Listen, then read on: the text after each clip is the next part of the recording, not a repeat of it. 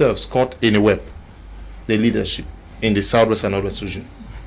Well, I think, Mr. Leo, it is quite obvious that they are stuck, or they are tied in between two forces, and they find themselves in a very vulnerable situation whereby they are forced to declare or to speak their minds, so that people should be able to assume their position, or the position which they have taken in the midst of this conflict or this crisis.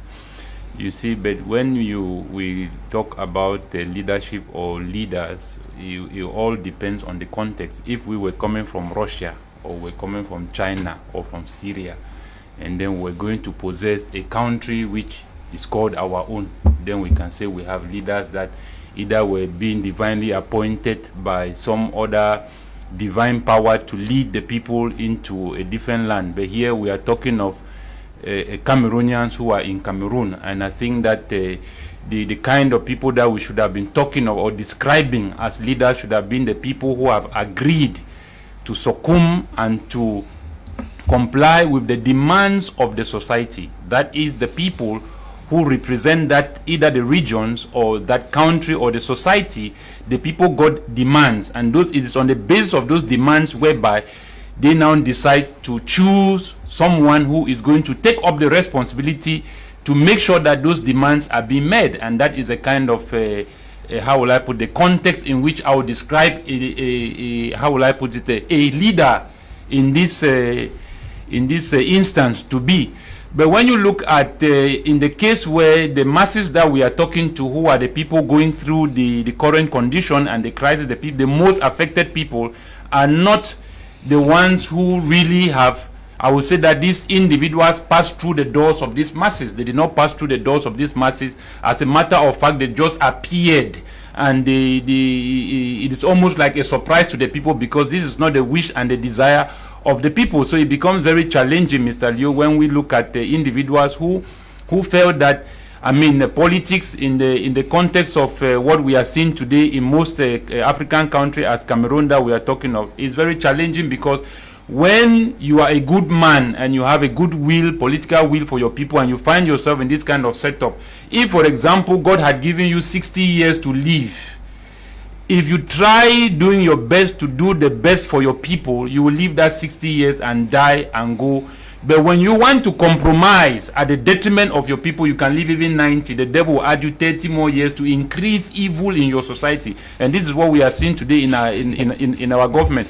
So the aspect of change here, Mr. Leo, I think that Mbilamoki is speaking at this point, not really as a politician, but as a patriot, someone who seeks for solidarity amongst his people and is calling for unity, because right now, at the point in which they are standing, it is clear that if they don't get the support from the masses, it is like a death sentence. Where they are is a matter of life and death. And the only time you can escape the position in which you are is only when you get collaboration, cooperation, solidarity with the masses that you seem to be hanging on the air, and you don't have connection with these people. So it is a connection that Mbilamoki is seeming to cry out, that this connection between him and the masses are not there, it's not found. And these are the things that we are saying, that at the end of the day, you come to realize that it is not really a challenge or a problem at the level of leadership. It also comes at the level of the masses, because the masses too have refused, due to certain other conditions, to seek cooperation with the so-called leaders who are trying their best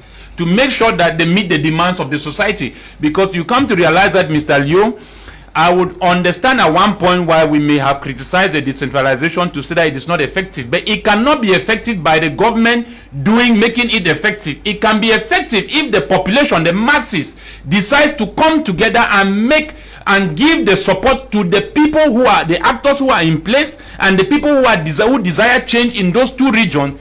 I believe that they will be able to get the honor, they will be able to get the dignity, the sovereignty, and the power to affect the kind of changes they want in their society. We cannot expect the few minority leaders, so to say, to bring the kind of changes that we are talking in these two regions. It will take an entire cooperation of the entire population of those two regions, supporting the actors who are in place, making sure that that power which they seek for comes from the spirit of the people themselves.